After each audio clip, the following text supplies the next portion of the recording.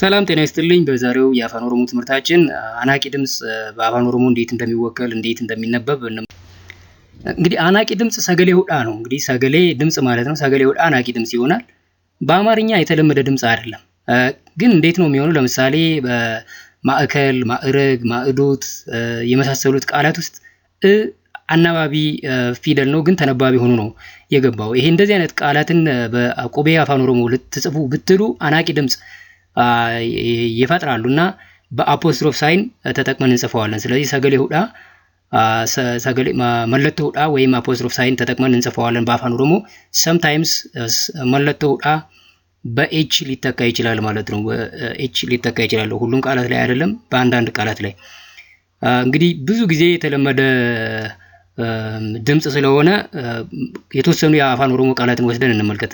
ይሄን ቃል ብትመለከቱ ዋኤ ተብሎ ነው የሚነበብ። ዋኤ ስለ ማለት ነው ትርጉሙ።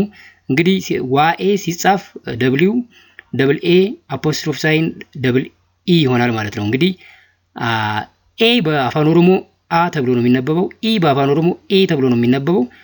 አ እና ኤ አ ኤ ይሆናል ማለት ነው። የአናባቢዎቹ ድምጸት በአፋን ኦሮሞ ሶስት ተመሳሳይ አናባቢዎች ተከታትለው አይመጡም።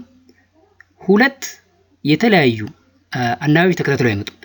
ሁለት የተለያዩ አናባቢዎች ወይ ሶስት የአንድ አይነት አናባቢዎች ተከታትለው የሚመጡ ከሆነ አናቂ ድምጽ ይኖራል። ስለዚህ እሱን በምን እንወክለዋለን? በአፖስትሮፍ ሳይን ማለት ነው።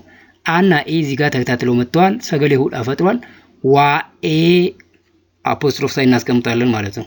ደንደኡ እዚህ ጋር እና አና ኡ ተከታትለው መጥተዋል። ደንደኡ ሬኤ እዚህ ጋር ደግሞ ሶስት ተመሳሳይ ባውልስ መጥተዋል። ሰገሌ ሁዳ ይኖራል። ሬኤ አፖስትሮፍ ሳይን እንጠቀማለን ማለት ነው። መለቶ ሁዳ አሪኡ እዚህ ጋር ደግሞ አይ ኢ እና ኡ መጥተዋል። አሪኡ ደኡ እንግዲህ ደሁ ተብሎም ሊጻፍ ይችላል። sometimes በኤች ላይ ተካ ይችላል። ባልኳችሁ መሰረት መለቶ ሁዳ can be replaced by h in some words። ጃአ ወይም ጃሃ ስድስት ማለት ነው ትርጉሙ። እንግዲህ ሌሎችም በርካታ ቃላት አሉ። ስታዩት ብዙ መደንገጥ የለባችሁም። መለቶ ሁዳ ሰገሌ ሁዳን ሪፕሬዘንት አድርገን እንጽፍበታለን ማለት ነው። የዛሬውን ትምህርት በዚህ ጨርሰናል። በሌላ ትምህርት እስከምንገናኝ ነጋት